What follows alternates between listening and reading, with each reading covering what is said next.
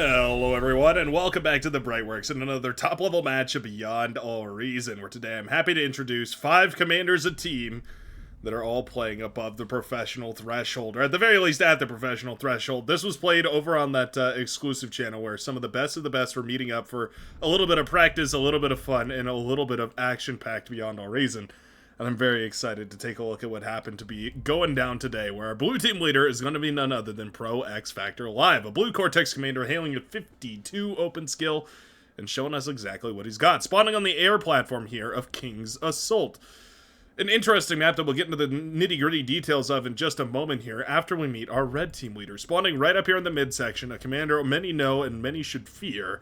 A commander, of course, that goes by the name of Ragna. Ready to Ragnarok the blue team's world. The red commander, sorry, that was bad. The red commander going to be going into some vehicles here right after claiming this 10 metal per second metal extractor. And I think that makes a lot of sense. When you have the metal to spend on units, you may as well spend it on the tankiest, most durable, most expensive units you possibly can. And I think that's exactly what Ragna intends to do here. Spawning with the vehicle, the Armada Vehicle Lab, a very... How do I put this? The Armada vehicles are not the most cost efficient, but they pack a lot of oomph for their cost, right? So the Janus, for instance, is a gigantic sum of damage that it fires per twin burst, but it's also very frail, so it's very easy to lose value on that. The medium tank, not quite as sturdy as the Cortex variant. There's a lot of things about Armada that are slightly inefficient about their vehicles, but it just means that when you have the metal to spend on them, there's also a lot of benefits that you can gain from that. Did that make sense? I hope that made sense.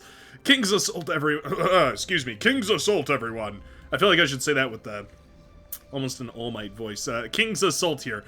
A metal-rich battlefield, as you can see. Plenty of metal available for the claiming here, right on the front lines. A nice attack right here, by the way. The Rover making it into the back line here for the Green Commander and managing to tear apart one of the metal extractors, and also looks like we might be able to get a wind turbine here.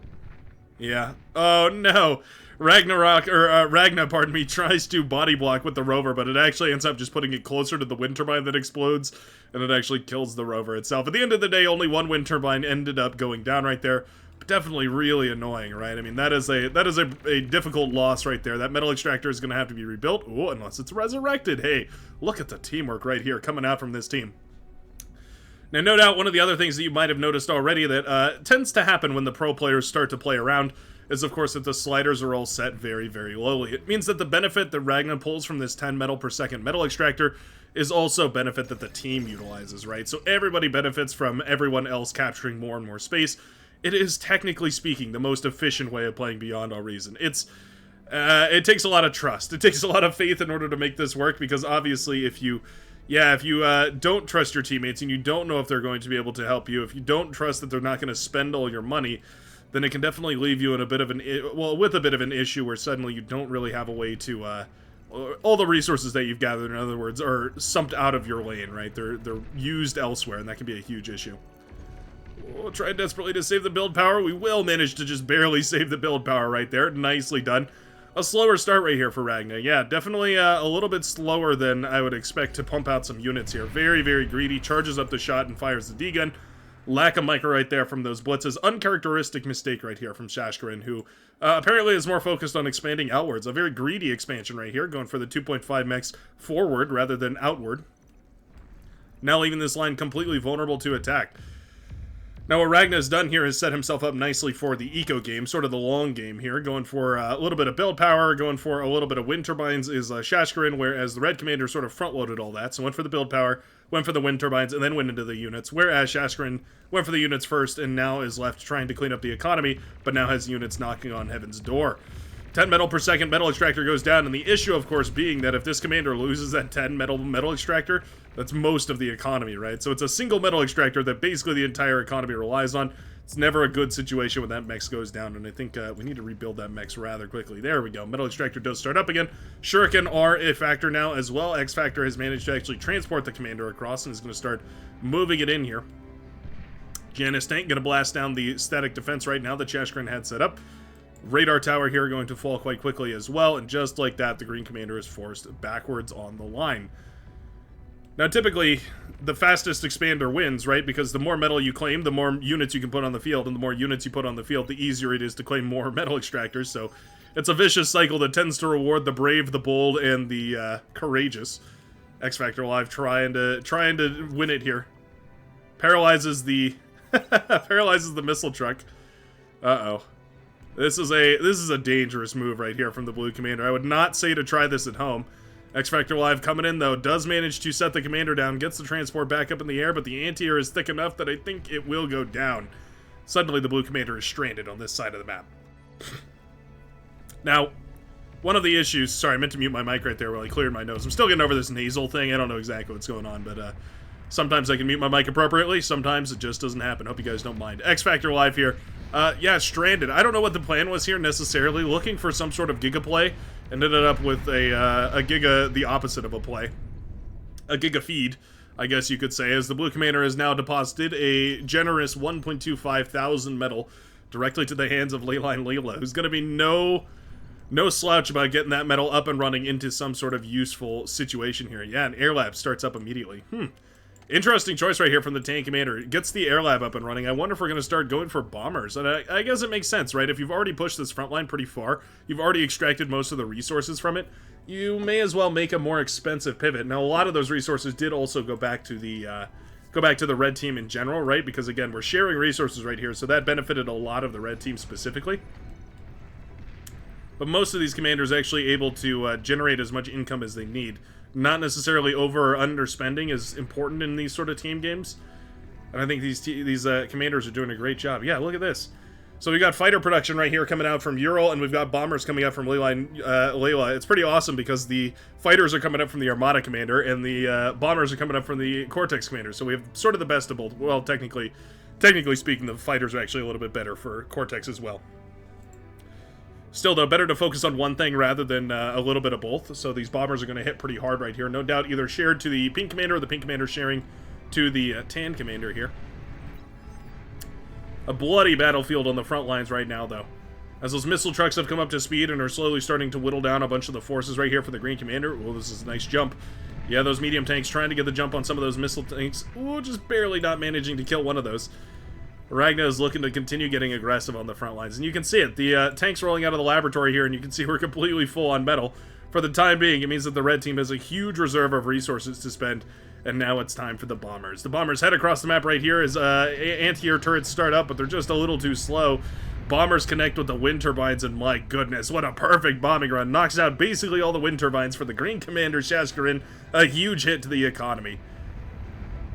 Geothermal is shut down here as well. That's very nicely done. Barcast TV loses the geothermal, and that means, of course, that 300 energy per second that they were relying on to step up the eco game now going to be ripped from their hands. Yeah, bombers struggling a little bit here to find a good target. Wind turbines obviously ideal.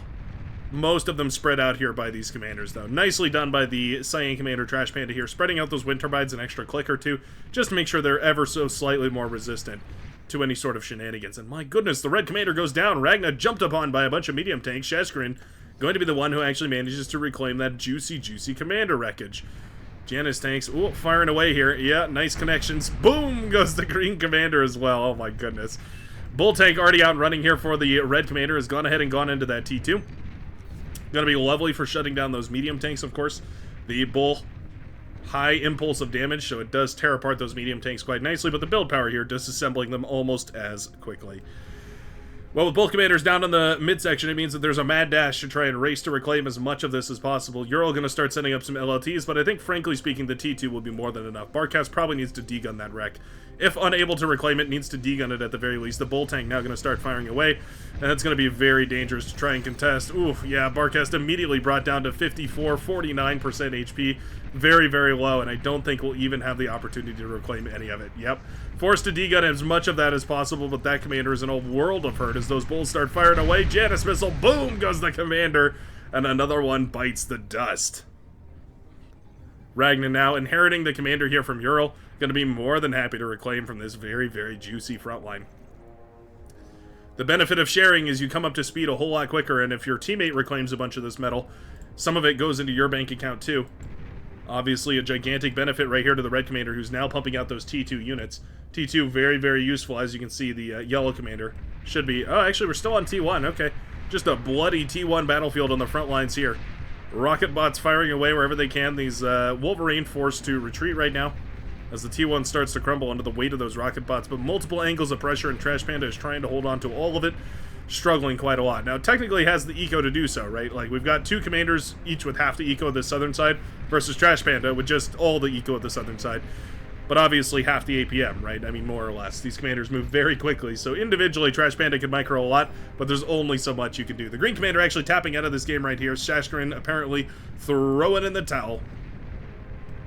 These T2 bulls already threatening enough that apparently the green commander doesn't figure that it's still worth fighting for. Orange commander, Angry Strawberry, winning her lane on the northern side here as well, reclaiming from the corpse, of course, and also resurrecting as many of these units as possible. Strawberry, well known for her grunt gameplay. It's one of those things that you have to get good at. It's almost like a fundamental of Beyond Our Reason. If you're going to play Cortex, you're going to learn how to play grunts, and you're going to learn how to micro them well. And the best of the best, like Strawberry and many others, are going to be able to pull those grunts back when they're injured, or those thugs, rather, pull them back when they're injured. Well, not a great showcase right there, but pull them back when they're injured and repair them or resurrect them. And you essentially get this undead army that's impossible to actually keep down. Very, very difficult to play against. And apparently the blue team agrees. Look at this stream of units marching out of the laboratory here. The blue team throws in the towel, realizing they've been beat by the overwhelming pressure, by all the bulls coming up in the midsection, and by all the aggression and the beautiful bombing runs to boot.